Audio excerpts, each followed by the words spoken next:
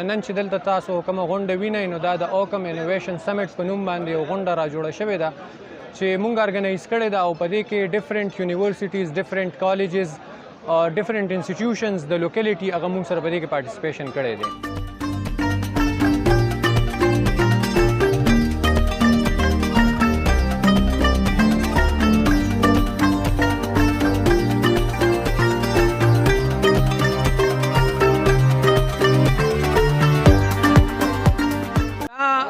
اوکم انوویشن سمیټ په نوم باندې کیږي چې مونږ کم پرابلمز دي د هغې سلوشنز پیدا کړو.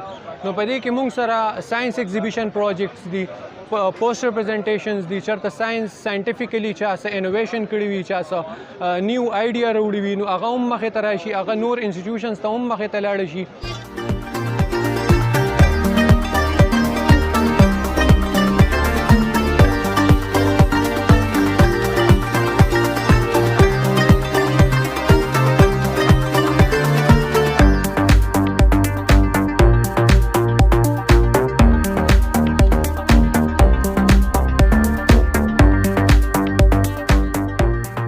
کې مونږ سره فوډ ویلیج دی. په فوډ ویلیج کې مونږ د کیپی چې کوم ټریډیشنل کیوزینز دي په هغې کې مونږ سره چکن تکا شوه، کباب شو، د مردان پیړه شوه، چارسدې چاولې شوې، دا مونږ پروموټ کول غواړو.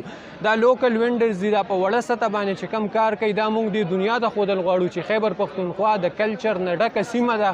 په دې کې چې زمونږ څنګه خوراکونه فیمس دي، په ټول دنیا کې فیمس دي، کابلي پلاو، افغاني پلاو، داسې نور ډفرنٹ چې کوم خوراکونه دي هغه په ټوله دنیا کې فیمس دي. مونږ وایو چې دا د نړۍ ته مخې ته راولو او دا خلک ویني چې خیبر پښتونخوا څنګه پرامن سیمه ده، نو داسې دا د کلچر نه، داسې دا د مینې نه، د امن نه، د محبت نه ډکه ده.